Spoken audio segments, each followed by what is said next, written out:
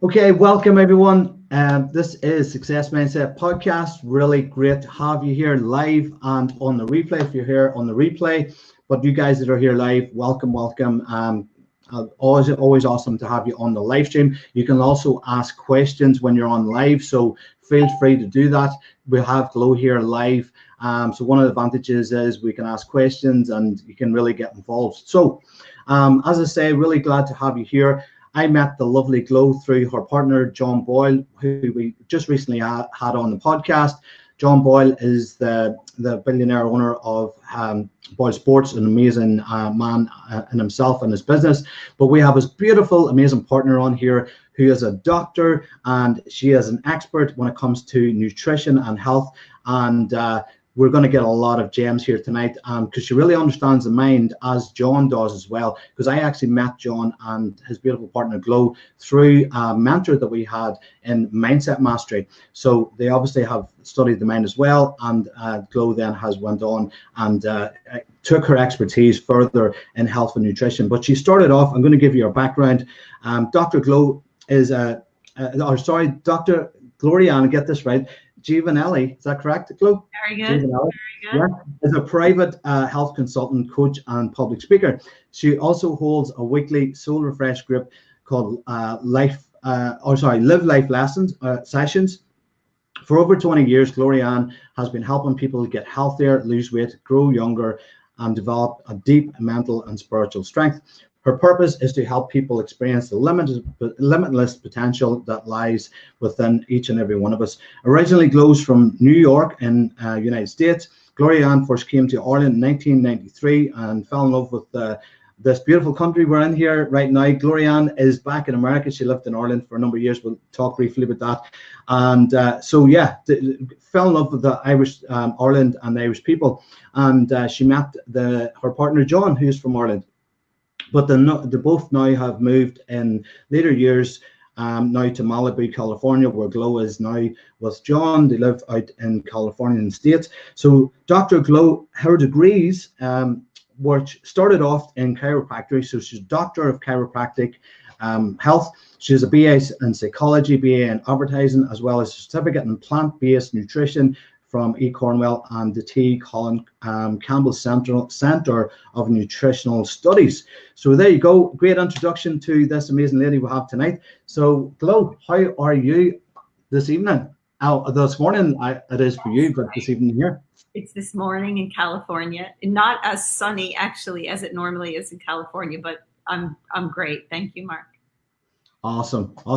Well, it's really great to have you. Thanks for taking your time this morning, we'll just call it, taking this time for people here in Ireland and all over the world, really, because we're very fortunate people are following and getting to know about our channel from all over the world, even currently, and it's growing all the time. So there's different countries, even though I'm based here in Ireland, where I'm at right now.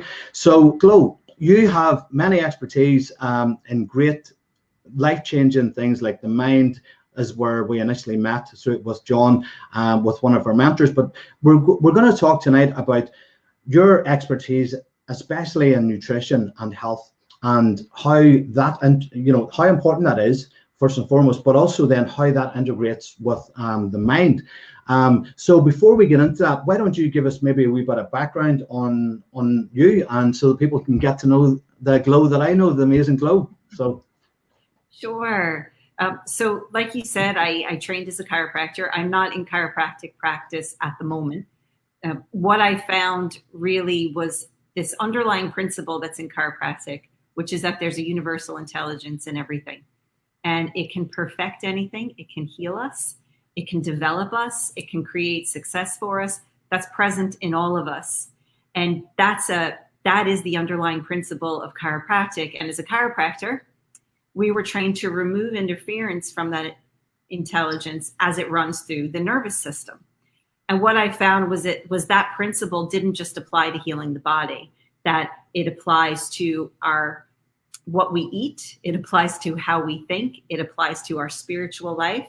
And so really, I just broadened my perspective from that and found there were multiple ways for me to tap into that passion and to develop my own connection with that intelligence. And that's that's really what I hope to do with the people I work with, is to help each person get deeper in touch with that limitless intelligence.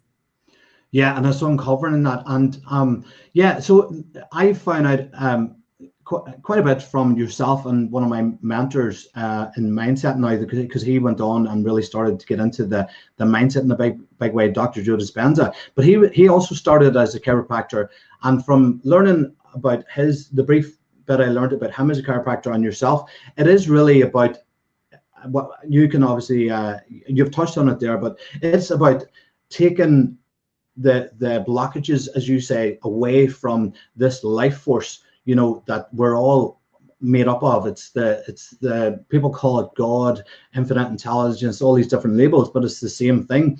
So isn't that really what you do as a chiropractor? You know, first and foremost, is it take away those blocks? Is that correct?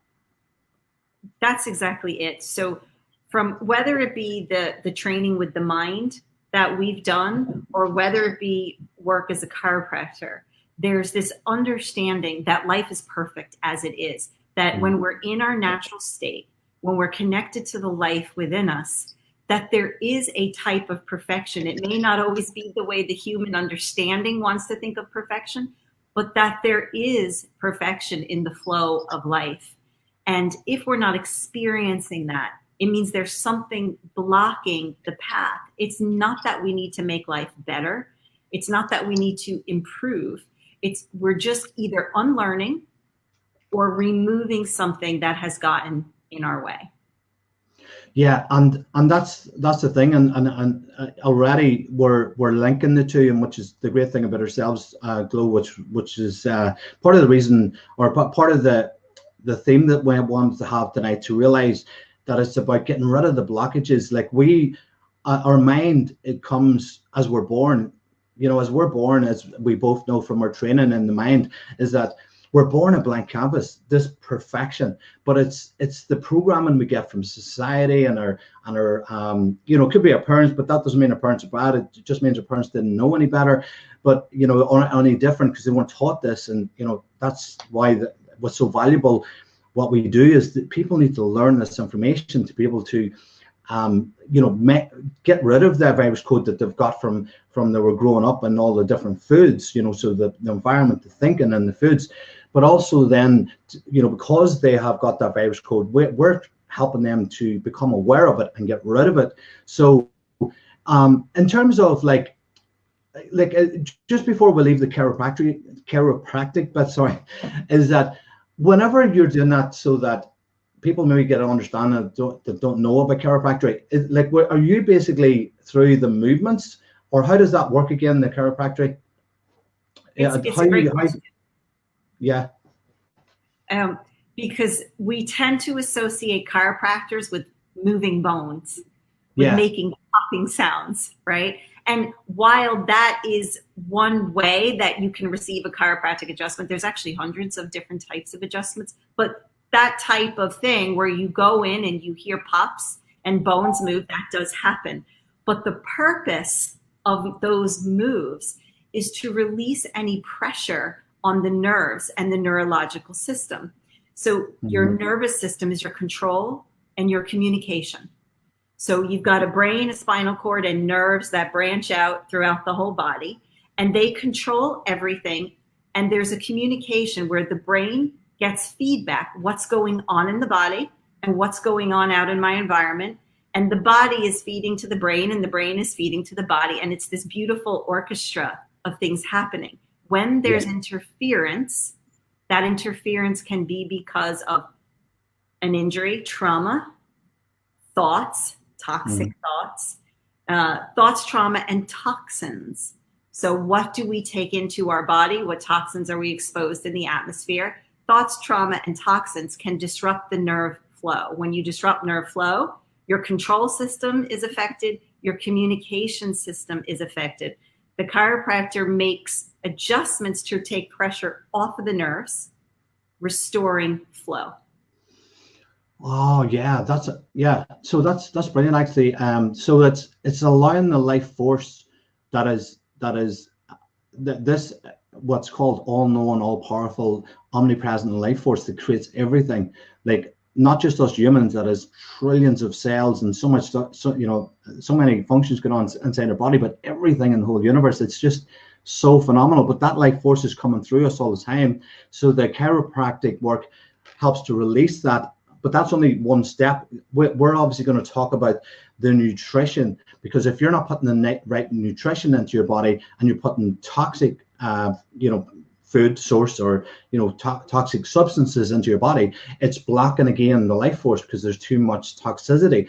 But also then we're going to talk about the toxic thoughts, and the guys that follow me will know that, because we were leading up to this interview with yourself, I was touching on that this week, just before this interview, just to give people a taste of what we were going to be doing tonight. So yeah, that's allowing the life force. So you're taking away the blockages.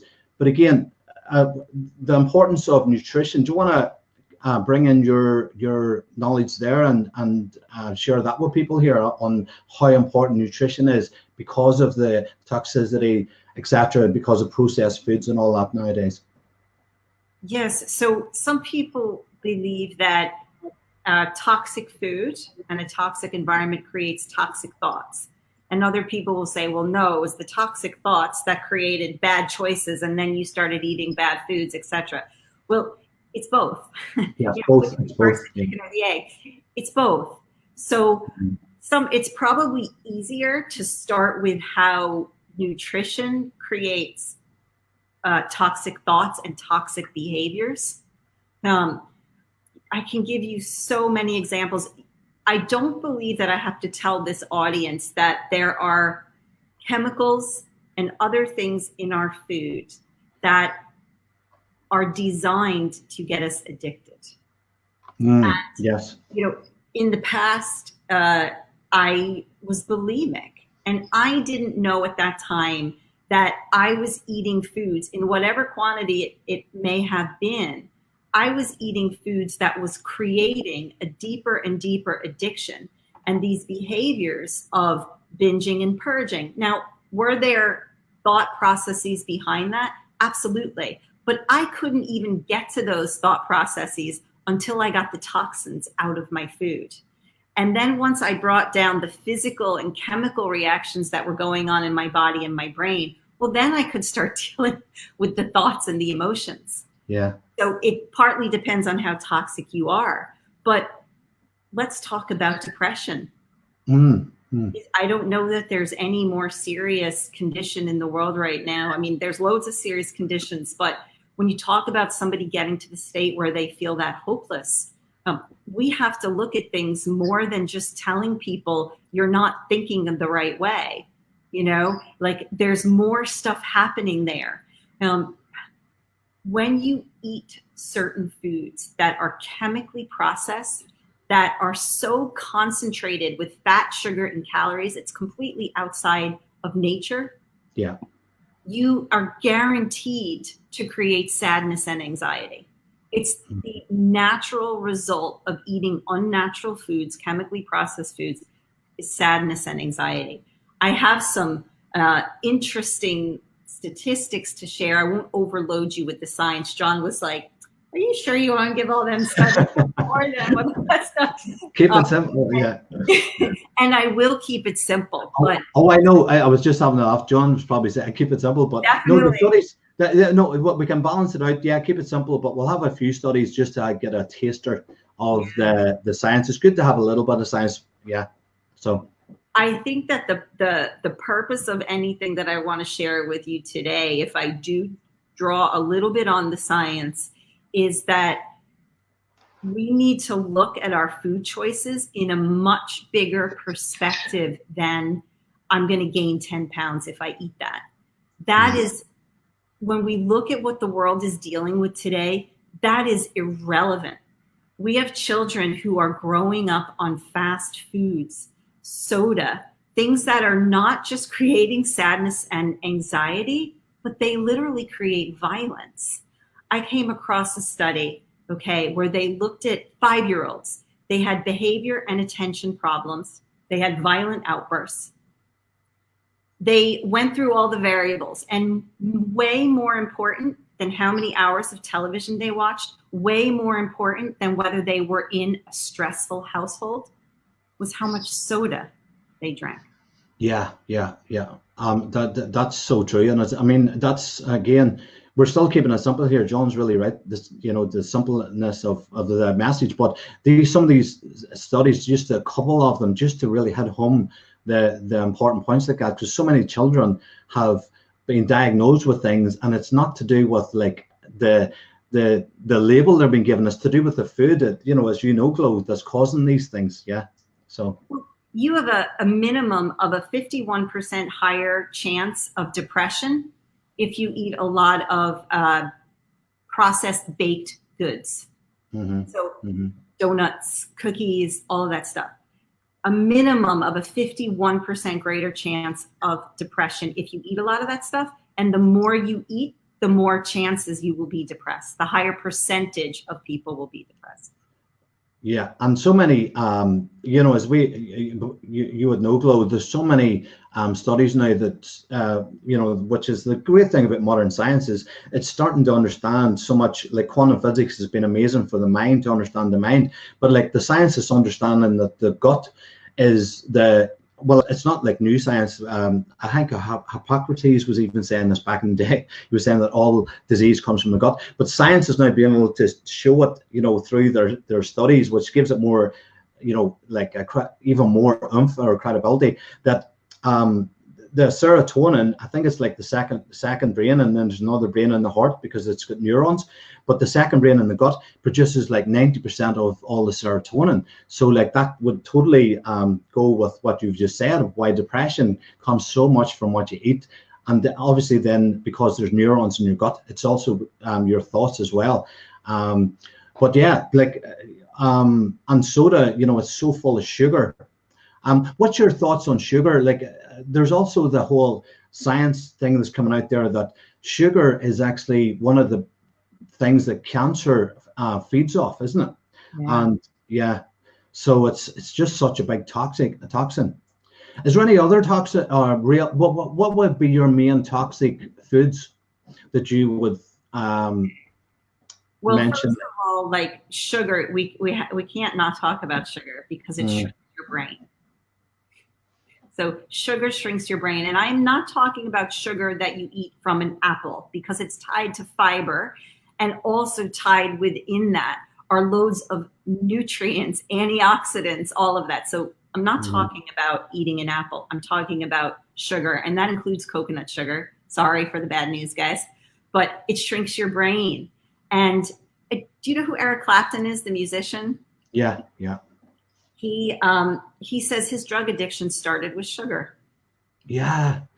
Yeah. Do you know what I was just saying? I read that research that sugar is supposed to be as addictive as cocaine. It's on the same level. It lights up a part of your brain that is the same as when you take cocaine. Sugar lights up the same part of the brain, and that's crazy because there's children all taking sugar. It's just bonkers, and that's why they're saying it's just needs, the refined sugars that you're talking about, which is the processed sugar that's put in all these products, is just like so toxic. It is. I mean, so refined sugar is partly because it's now in everything.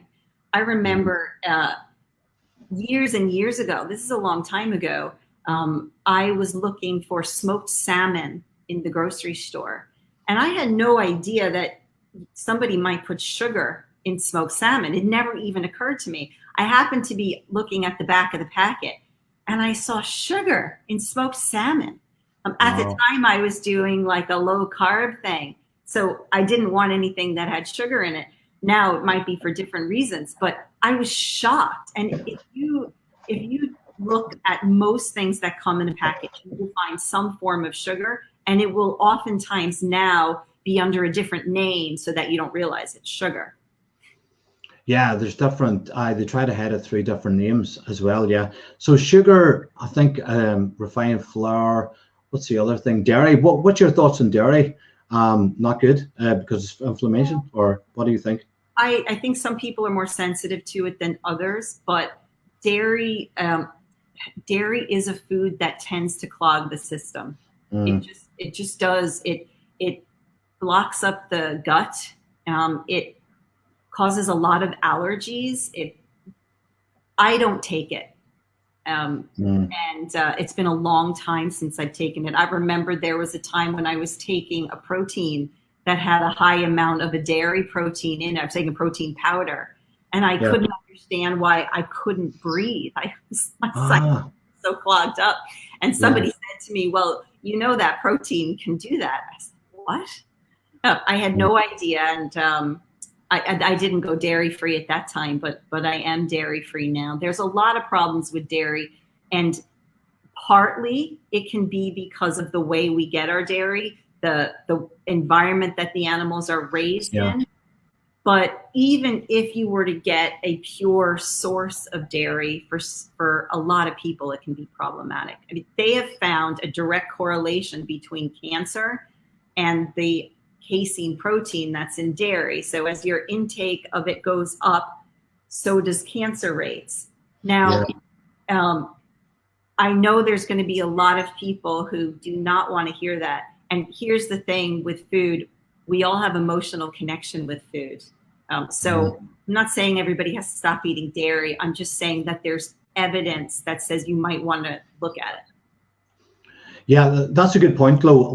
We're not here to overwhelm people and scare them. It's basically about starting to become aware of the right foods and basically how to feed your body with the right stuff. And we're going to be sharing so much more of this with Glo here, with different things she has to mention on that.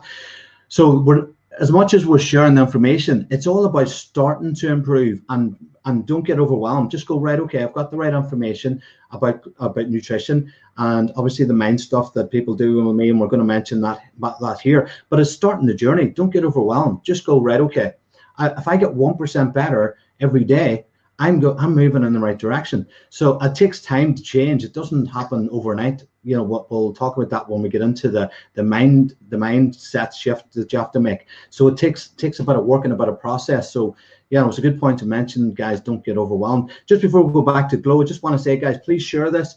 There's amazing information we're going to be sharing here. We already have, shared some gems, but so much more still to share. So please feel free to share this out to people, and let more and more people out there hear this so that they can start to move forward in a positive way. So yeah, back to you, Glo. Yeah, it's so true in what you said there. What garbage in, garbage out. I heard you saying before, I heard that term. So true. So yeah, what other things would you mention on the line of what we were just talking about? So anything that is highly processed. So I think people understand, well, what is processed food? Well, maybe it's easier to say, well, what is a whole food? Yeah. Whole food is an apple, a vegetable, anything that comes in its pure form, especially if it came out of the ground, that's a whole food. Now, something that hasn't been processed in multiple ways and combined with a lot of different ingredients and then baked at high temperatures. So the less that is done to it before it gets to your plate, the better. Yeah, that's a really good simple way of putting it. Is literally the like farm to fork type of thing. Like the less of that journey, and the less it has to go through a factory per se. For example, the less process is going to be, the less chemicals it's going to have. Even like obviously the less processed chemicals, pesticides it'll have if it's not went through the factory. But even when it comes to farming to fork, a lot of food is sprayed with chemicals, pesticides. So that's why trying to get organic potentially, but look, sometimes it's affordability. You do the best you can, guys. It's not about, again, getting overwhelmed.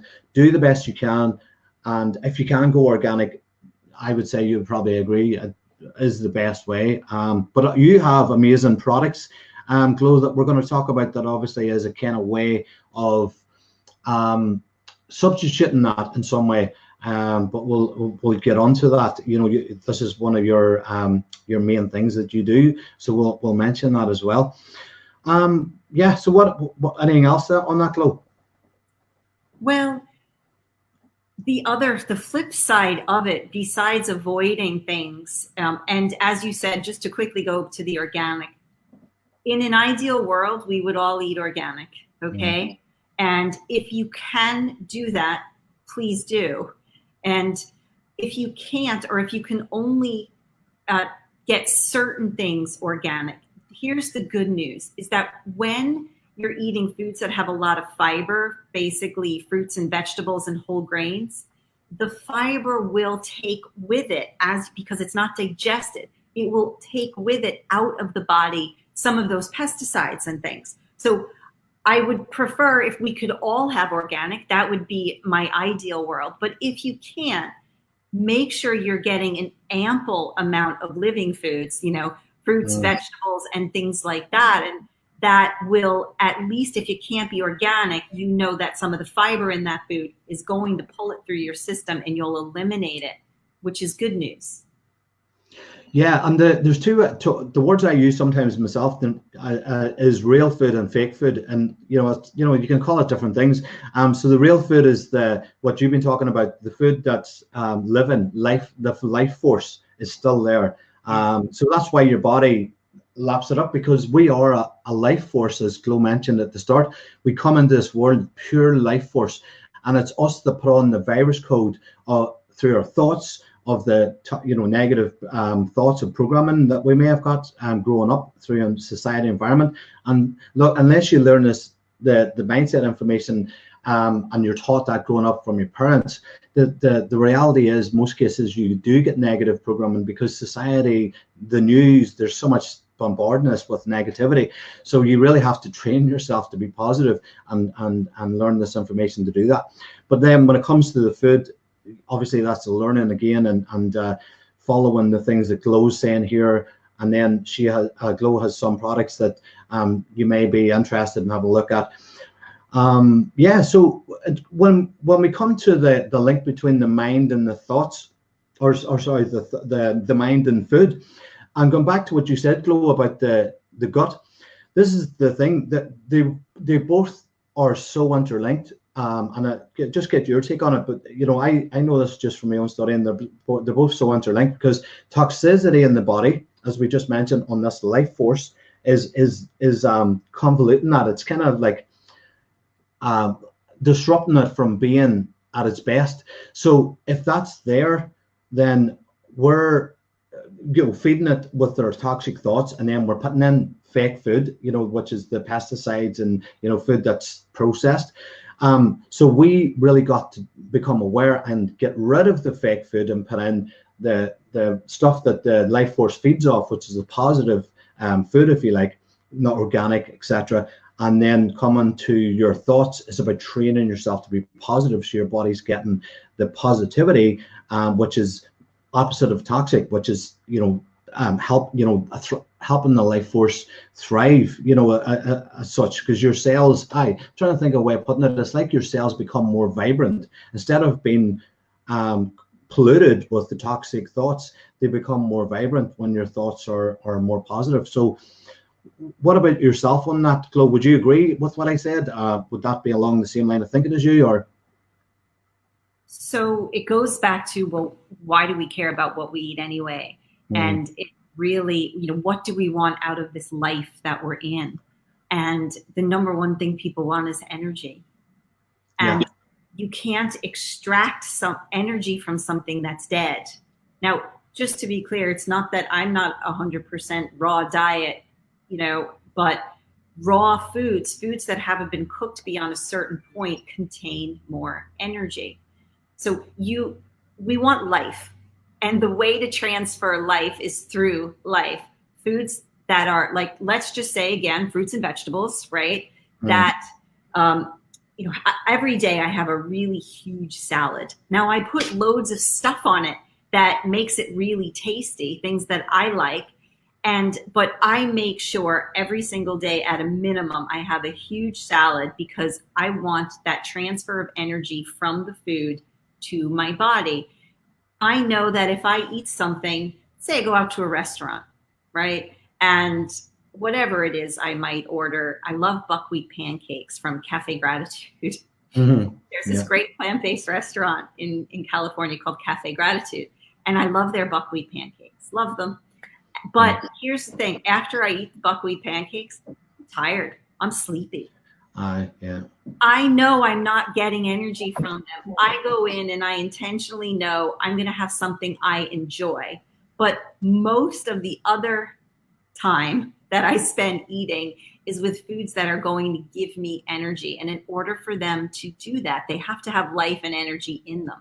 Processed foods don't have that. Overly cooked foods don't have that. So every day we need to try not to just avoid toxins, but make sure we're adding in nutrition. The way that I overcame my food addiction was to first flood the body with nutrients. I had to stop. I had to get over worrying about don't eat that, don't eat too much of that.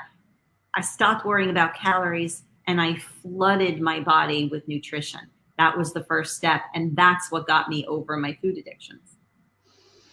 Yeah. You mentioned, yeah, so it's again, so many people, even if they're just hearing this nutritional, well, most people would have a general idea about nutrition, but I mean, they can relate to even like not eating good foods if they eat like buckwheat. The thing that you're talking about there wouldn't even be the worst of things, but like people are eating McDonald's and all these different types of takeouts and stuff. You don't feel good after it because it's dead food and there's no life force in it. So anyone can relate to that in the past because most people have that type of food at some stage until they really start to become aware and how they want to feel their body and feel good energy wise, because that's not, there's so many positives from it. As you say, Glo, you get more energy if you eat the right food, you feel healthier. So there's energy, which is what life is really. You know, it's this life force energy that's creating everything. So the more vibrant you feel, the better you feel. And obviously your health is just going to be better because your body can function better, and you know, the disease can't, you know, thrive then because it doesn't have the you know, which is the fake foods really, because if you're eating live food, you're not eating the sugars, which is in the fake food, you know, the processed food. So it can all make sense when you really think about it. You know, one of the biggest thing, and people may say it's unfair because I don't have children. I don't realize how hard it is to be a parent at this time. And I accept that. I can't imagine things that kids are surrounded with and having to try to, you know, protect them from all of it. But it's really, really important that we take charge of our own household. We take charge of our own energy, and it starts with ourselves, but especially children. I just want to read this little blurb because it's so important. To me, it really reflects what's happening in society right now. And this is from the British Journal of Psychiatry. This is not Joe's blog, you know. This is, it was, you know, it's printed in a peer-reviewed medical journal. So they found out that children who were fed more sweets at age 10 were significantly more likely to be convicted of a violent crime by age 34. This relationship was more powerful than any other environmental or individual factor. So not economic hardship, not parental attitudes, not education, not early life personality traits. The greatest correlation between violence in adults was between how much sweets they ate as children and their behavior. Like that shocked even me. That blew me away. Yeah, that makes a lot of sense to me, and all the studies and the mindset knowledge that I have is because what your condition was, because you know our bodies are adaptation machines, right? So whenever we're born, we're a blank canvas, and then we get all these negative programming, belief systems. I was trying to think of the word, belief systems, and different ways of looking at the world, and then it becomes our automatic because our body adapts. Until then, we become lucky enough to become aware of how to change it, and then you can change it, right? Just like your body then can adapt and change then from the programming it got from the food. You know, the body starts to crave what you give it. So if you give it loads of sugar, it then gives, you know, it craves off that and adapts to that. but that shows you as well. But you can obviously change that by then changing your diet, as we're talking about. But like when you get into the psychology aspect, like it just shows you how it affects your psychology, because as much as they're so important together, as you are pointing out with that study, Glo, that if your nutrition is toxic, it affects your cells, which is what your mind is communicating with. So the communication isn't good, and it obviously has your thoughts more on a, it's hard to have a great mindset basically with a really bad diet. That's basically the point. Yeah, that's the point we're trying to make. So you can work on your mindset, but if your diet's terrible, you're working against yourself. Yeah, so you're working against yourself, and you can keep working at your mind, but you're eating all this bad food, and it's like you're pulling your mindset's trying to go this way, and you're pulling against it, and pulling it back down again. So what a study! Wow, it blew my mind. Wow. I knew the relationship was powerful, but I had no idea that it was more powerful than those other factors. But on your point there's a great quote that I love by Dr. Gabriel Cousens. Some people will have heard me use this before, but he says, look, you can't eat your way to God. But you can eat in a way that makes you, in his words, a superconductor for the divine. I'm going to paraphrase that. It's like, you're not going to eat your way to enlightenment, but you can eat in such a way that you can have the freest mind, the freest energy system, the freest emotional system possible. How are you going to be successful if you're fighting against your own body's chemicals that are being agitated and irritated all the time by what you put in your body? You may have a certain type of success, but you won't have a holistic success where you're content in your relationships, where you're content in your connection with people, your connection with yourself, as well as a business or a career. Yeah, and it's so really, that's one of the reasons I wanted to have you on, Glo, is that when I do my mentorship program, as my clients will adhere to, a lot of them are on here, I always talk about nutrition. But I was just thinking, Glo, I'm going to team up with you and bring you in on part of my mentorship on the nutrition side, because I have a good knowledge in it, but your expertise isn't that. And I, as my clients know, I always share nutrition because of the importance.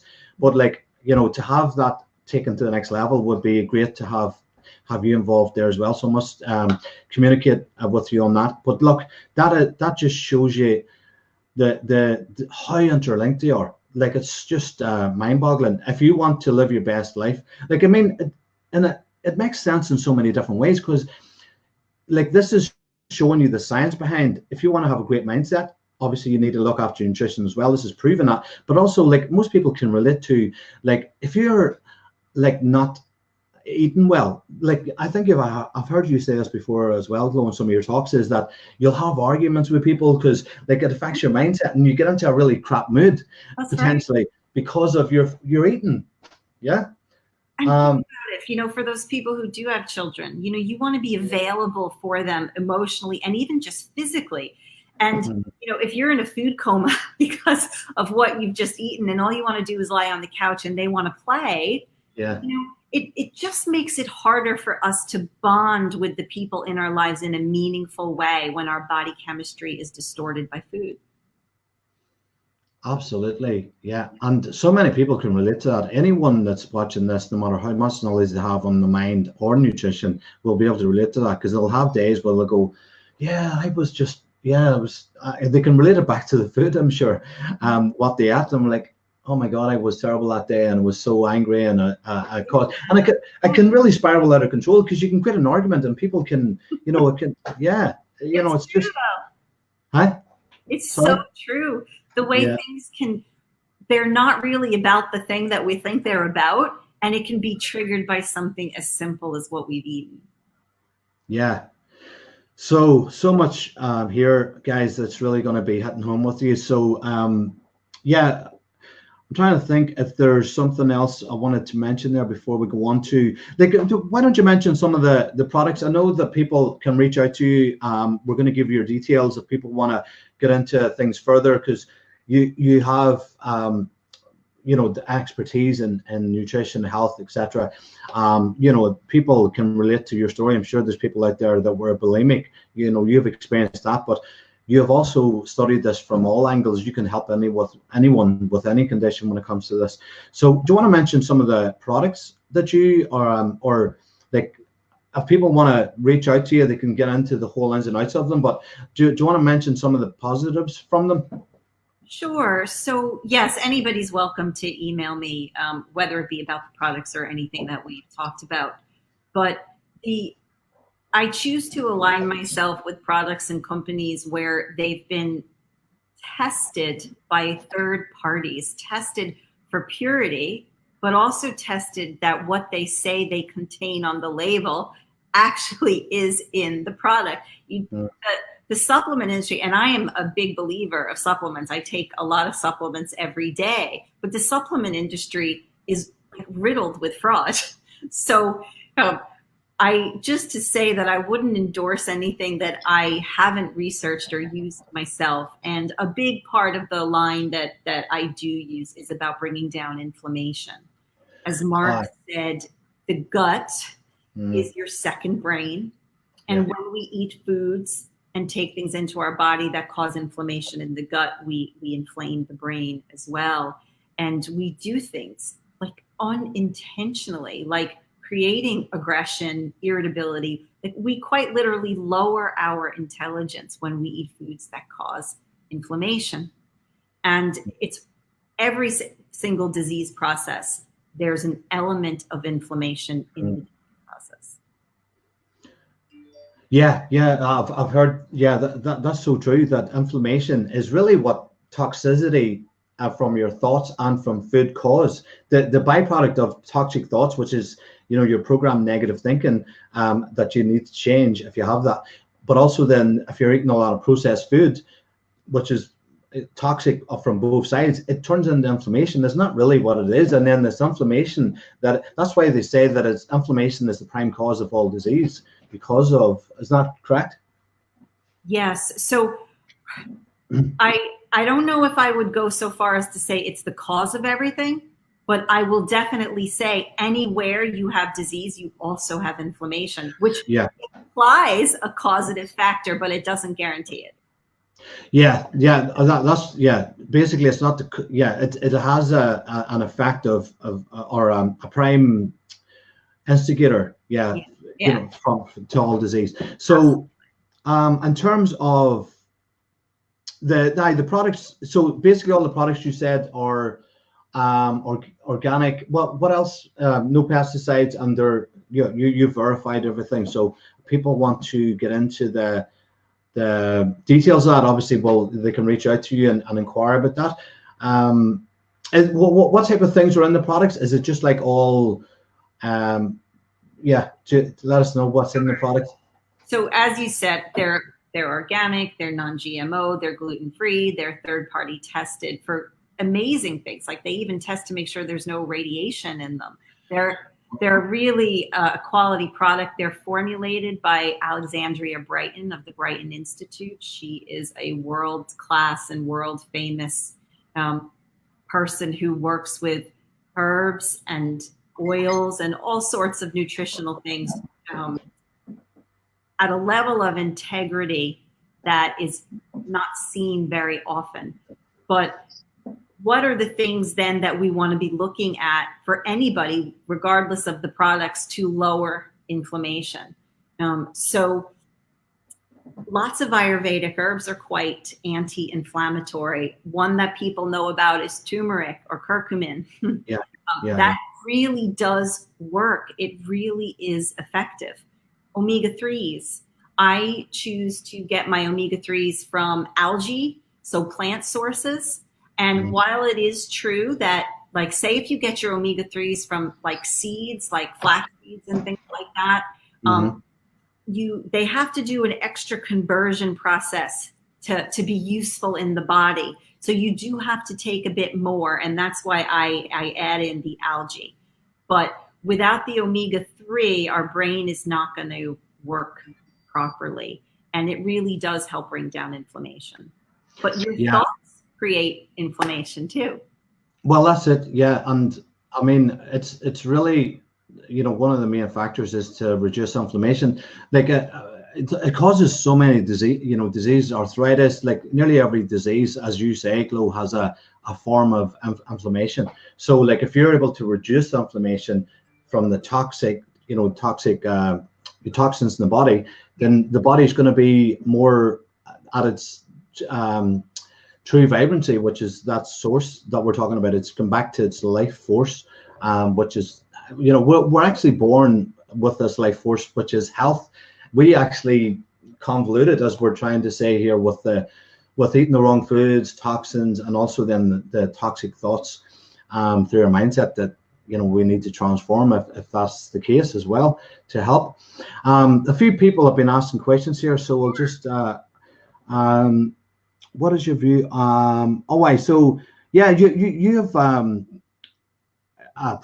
good well, you have a practice, but also knowledge on meditation. So I think I'll ask this one as well. Was what is your view? Do you know about Kundalini meditation? Have you done that?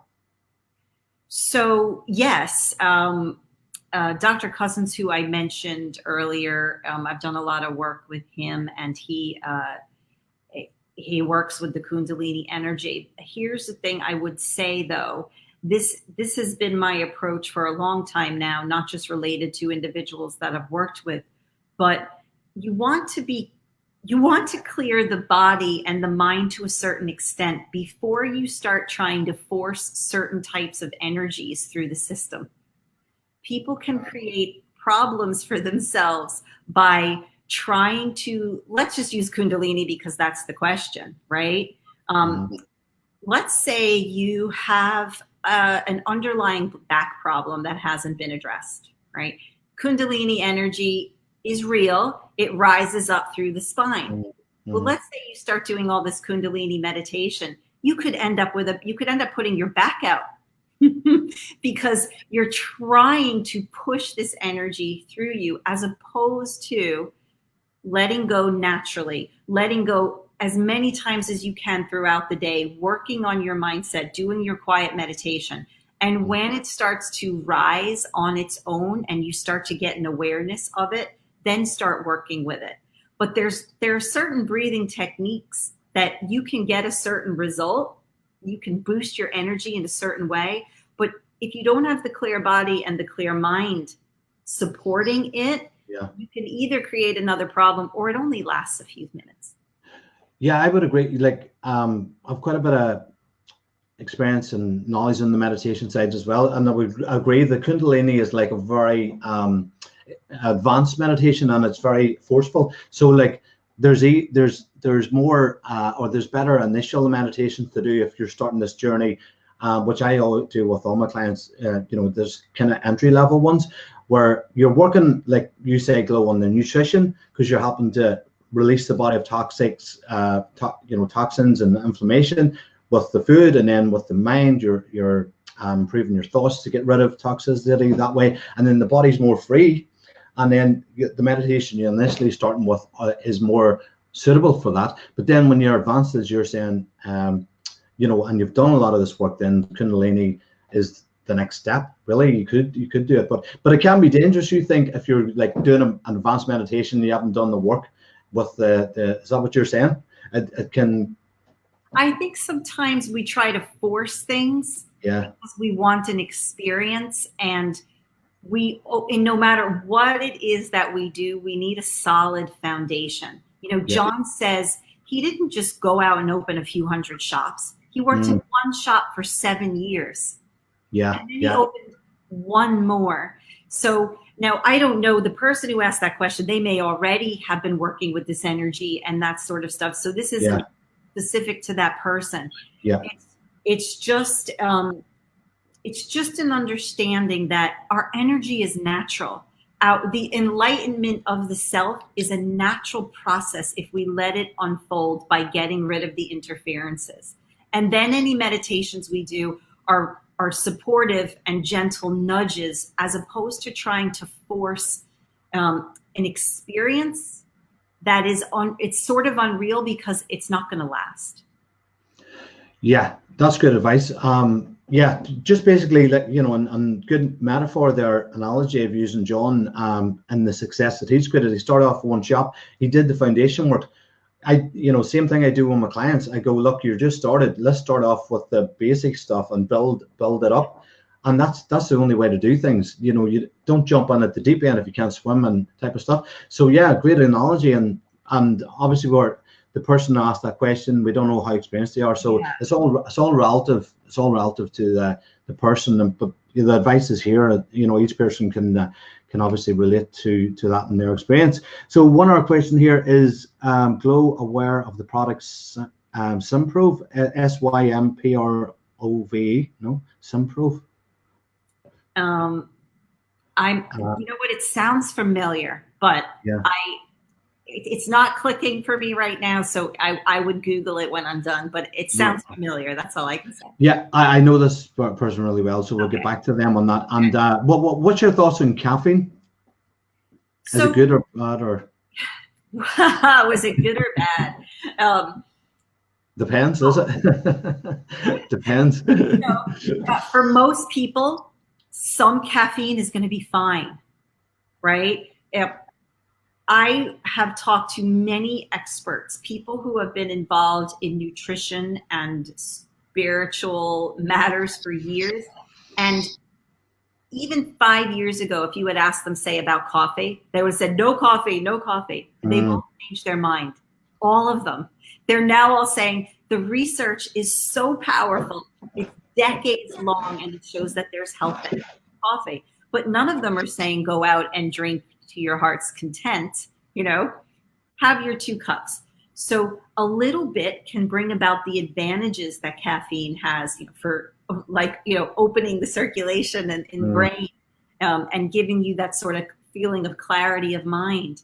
But caffeine also can be addictive. So if you take too much of it, you're going to be addicted to it. And I wouldn't encourage addiction of any kind. So if you're not sensitive to it, a little bit is okay. Yeah, again, I've seen research myself. I remember over the year, for the last 14 years, going to all the different people I've been to, which are, the top people in the world in different fields, and they all had their own takes on things, but they have changed with different research coming out. Same thing as you said, Chloe. So what I've done now, because I have always had a love for a certain amount of coffee, so I stopped it, and then I seen the research, and so I take it now, but I take a certain type. It's a very organic, and it's not processed at all. So that's what I do. Yeah. But again, I don't take too much of anything, and too much is well, other than there's certain things, like I'm sure you would say, nutrition, the right nutrients. You can't really eat too much, or, well, could you overeat in veg? So that's a great point. Yeah. So could you overeat? It's funny because nature is always like perfect if we allow it to be. So the types of foods that are loaded with highly absorbable nutrients, antioxidants, phytochemicals, you physically can't overeat them. I mean, that's what think about it. Could you overeat on salad? Like, you just physically can't. At a certain point, you're done, So nature is so self-protective in that way if we align ourselves with it. Yeah, so that's a great point. Like, there you go. If you love food, just get your body to adapt to the real foods, as we've been talking about, the live foods, and you can eat as much as you want, and you'll still, apparently, veg has just pure nutrients, and it's mostly water and nutrients, so you can't really get really overweight on it. I think is that correct? Like, you could you eat certain? I know there's certain veg like parsnips and carrots. I think there's certain veg that you can, but there's most veg you could eat to the point where you couldn't really put on weight. So let's not, like, the whole starchy vegetable question. That's like talk for a whole other. That's a whole other one. But let's just take out the starches.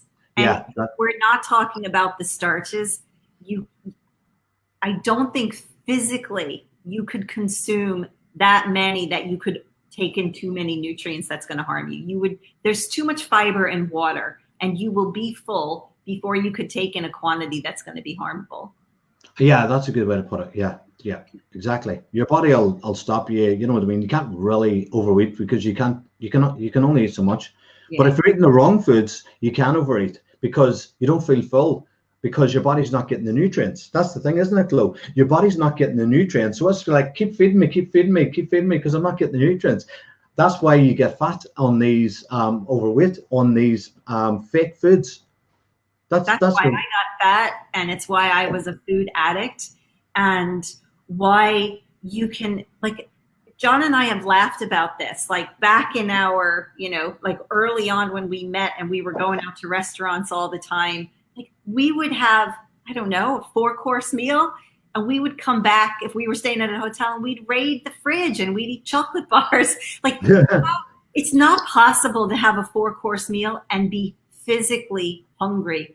Your body is starving for nutrition. That's what it is. We are, what's that phrase? It's a really good phrase. We're undernourished and overfed. Yeah, that's actually a really good way of putting what we were just saying. Yeah, say it again. It's actually, I think you say it the opposite way. We're overfed, but undernourished. Yeah, powerful. So succinct statement saying what we were just, the point we were getting across there. So another question is it true washing our food down with water stops acid breaking down food in the gut? And is it true, let's answer that first. There's 2 parts to this question. So is it true washing our food down with water stops acid breaking down food in the gut? Is that right? So I don't know if I 100% understand the question, but let me tell you what I think it means. I wash all my vegetables, even my organic stuff. Like, I don't know who's handled the food. I don't know. Something can be organic and they can put sprays on it afterwards, after it's been farmed, after it's been harvested. But technically it was grown organically. So I wash my food. Now, I'm wondering, is the question related to drinking water? Like while you're eating, does it dilute the digestive enzymes? I think that's what they were at. Yeah. I think that's actually what they were getting at. So what's your take on that? So I used to think that were true. And what I learned lately is that they now are finding, and this is new information, it's new to me, that gastric emptying, so your stomach will just empty out the extra water. That happens. So if you're taking in water when you eat, your stomach will actually empty out the water. It knows the difference. Now, I don't know how true that is. All I can say is that there's some research saying that that's the case. I still don't drink a lot of liquid when I eat. I don't, just to err on the side of caution. So I might have a little bit, I might have a glass of water at the table, but I'll only take enough if I need, just to like wet my whistle if I need it. That's it. Yeah, and you'd probably recommend, just really chewing your food, isn't it, and getting it. Or what's your thoughts on that? Yeah, so that's probably more important. There's another good phrase: eat your drinks and drink your eats. So what that means is chew so well that you've really broken down your food to, pulp. That, our stomach doesn't have teeth. So we have to chew it. And the moment we start chewing, that's when digestive enzymes are being released. Even before the food hits our stomach, we activate that process with chewing. So that's a really important part of it. Brilliant. So Glo, just so you're aware, I'm just looking at questions here while you're just at this time. So in case you're wondering, so, and plus when people are watching this in the replay, just to know that I'm just looking at a couple of questions. So there's one here. Is it true that salt is essential for good health, especially if you're very active? Did you get that? It's a great question. And it's one, again, that it, in a way, the answer is it depends who you ask, right? But I'm going to answer the question the way I live my life based on my own experience. So let's take people who eat a lot of processed foods and let's take them out of the equation, okay? Because if you eat a lot of processed foods, if you eat out, if you get a lot of takeaways, if you go and get sandwiches from a shop every day for your lunches, you are going to be taking in way too much salt. And it's going to be the wrong type of salt, and it's going to cause a whole host of problems. Okay, so that type of salt in processed foods and salt from takeaways, partly the quantity, also the quality. That is never going to work for anybody. But say you're a person who doesn't eat processed foods. You prepare your own foods from whole foods, and you know what's going into your foods. I don't think there's a problem with a little bit of salt. I don't think we should be taking lots of it, but a little bit is okay. And so if you're sweating a lot, if you're very active and you're sweating out minerals, having a little bit, adding in a little bit is going to be okay. If you take distilled water, putting in a little bit of your Himalayan salt, just like a pinch, is okay. So it depends on what the person is already taking in their body. I rarely ever add salt on top of anything. If I do, it's this combination of like pink salt and a volcanic salt, because it doesn't have a huge amount of minerals, but it has some. All right, that's great. It's answered Sharon's question as well, because Sharon had a question around salt, and she was talking about Himalayan salt. So that is the salt that would be recommended if you want to take salt. But again, it's all relative to the person, how much processed food they're eating. If they're eating loads of processed food, you don't need salt because it's full of too much salt and sugars and all the rest. So that's that. And again, if you're eating healthy and more whole, real foods, then a bit of Himalayan salt is what you're saying, because that's a more healthier salt, if you like. And it's not contaminated. Other salts have contamination from the sea and the environment, whereas your Himalayan salt has that bit of minerals, but it also doesn't have the contamination. Yeah. All right. Loads and loads of comments. I think I've got to most of the questions. Hopefully them all. I try to scan through them as it's hard. Anyway, if there's any questions we missed, we'll get back to you. Myself and Chloe I'll get answers back to you as well. So I think we've covered the main points we wanted to get across here, which is, start working on your mindset to improve your thoughts, because your thoughts can be toxic if they're negative on a regular basis, which causes toxicity in the body, which leads to inflammation. Same with food. If your food's toxic and too processed, then you want to obviously be doing what Chloe's been talking about here, getting in the real food, the real food. I think there's another name you put on it, the live food, so the live food, which is the real food, which is the life force food. It's got the true life force in it, and get rid of as much as the processed, toxic, pesticide, processed food. And I have this thing that I say to my clients, and it's just so they don't overwhelm them. Is obviously we talked about, yes, guys, there's a lot of information here, but just don't get overwhelmed. Just take it a day at a time. If you get 1% better every day, it's 365% at the end of the year. That's a good way to look at it. But also then I say to my clients, look, if you even get it 80-20, like 80% the real food, 20% the fake food, if you like, the processed food, because people want to chill out at times and not feel like they're just on this train where they have to do everything perfect all the time. What's your thoughts on that, Chloe? Like an 80-20? Yeah, so it actually depends on the person and how addicted they are to food in general, how reactive their system is to what they take in.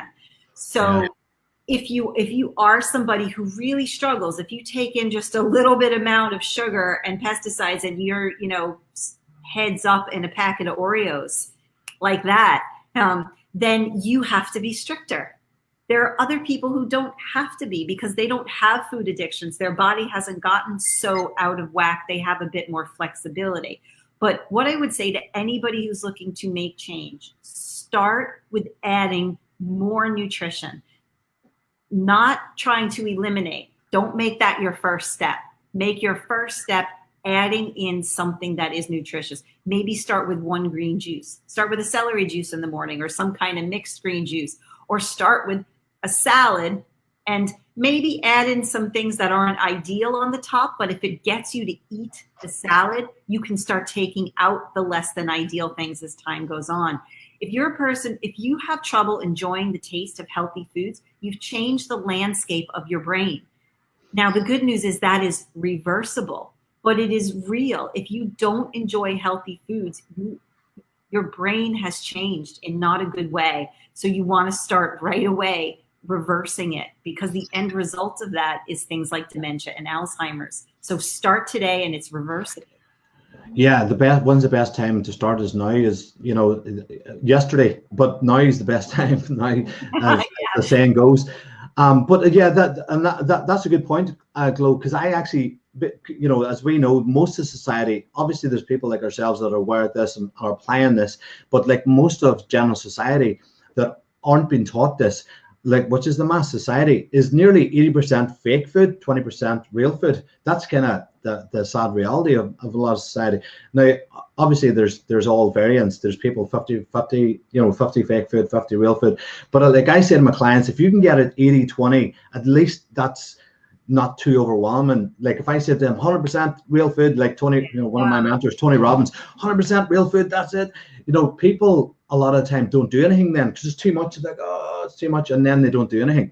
So I try to get them into it by, oh, you can still chill like 20%. But that's a good point, is that, Glo, you aim for that, but then you want to go even further, because the more real food you have, the more your body's going to be going, yes, thank you, thank you, thank you. So it's getting to the, as much as you can, to the 100%, you know, really. And then it depends on the person, like you said, Glo, is if they have, you know, different people have different ailments and stuff. If they're really, you know, it depends on their conditions. If toxic food or like sugars is really not good for them, they're going to have to go 100%.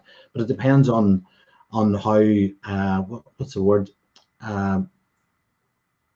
Yeah, how fatal it is. You know, if a doctor says to you, if you eat one bit of sugar, again, you'll die. You know what I mean? That's how fatal it is. And yeah. So, but what would be some of the things that would come to mind straight away that someone shouldn't touch sugar? Obviously, diabetes is, but is there anything comes to mind?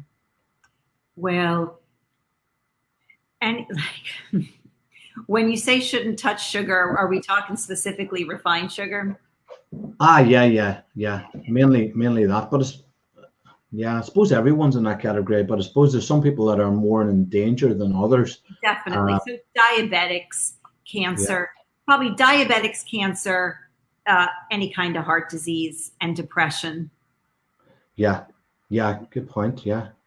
So look, we'll finish off with that. Is there any supplements? Because someone's asked, what supplements do you take, Glo? Do you want to mention any of them, or do you want them to reach out? Or is there any ones you want to mention, just general ones? Because I know there's some products, but is there any general ones maybe? Well, so if we're just talking in general, I'm going to maybe just do what's relevant for like the timeliness of this call. So right now, we've really got to watch our immune system. So zinc, vitamin D, vitamin C, those are really huge. Oh, yeah. Well, no, I said D, right? So D, C, and zinc are huge. Minerals are way more important. We all want to get to like the vitamins and the smoothies and all that, but minerals are such the foundation of all of the functions in our body, including our nervous system. So that would include also things like magnesium. But let's just keep it simple for today and the immune system. Get your C, D, and your zinc for your immune system, and omega-3 is essential for brain function. Yeah. And what's do you want to give out your contact, which is your email, is it, or how do you want people to reach out to you, say if someone wanted to contact you? Glorianne at drglorianne.com. Doctor it's drglorianne.com. I think my name's showing for everybody there. So Yeah. Glorianne at drglorianne.com is my email. And if you can't remember it, you can just send me a Facebook Messenger contact too.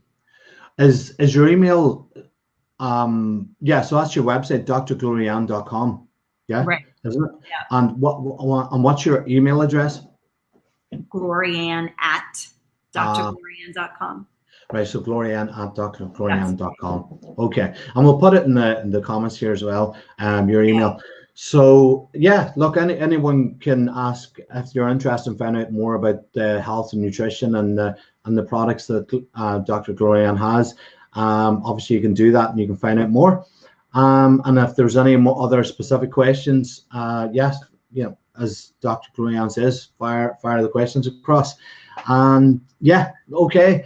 I think that was really powerful, really enlightening information on so many levels that so many people out there need at the minute. If you want to be the best version of yourself, your mind and what you fuel your body with is so key, as you know, we're both saying here. I'm sure you would totally agree, Glorianne, but totally. So with that, anything you want to say to finish off, Glorianne? Thank you, Mark. I had a great time. And yeah, I love the questions. So feel free, if you have more, to send me an email. Awesome. Thank you for taking the time. I really appreciate your time and your amazing knowledge. And it was just a pleasure. So thank you, Glorianne. And we'll talk again, and say hello to John for us, and we'll speak soon. He's listening. Right. Hi, John. All right. See ya. Bye-bye. Thank you. See you later. Thanks, guys. Thanks for everyone tuning in. See you soon.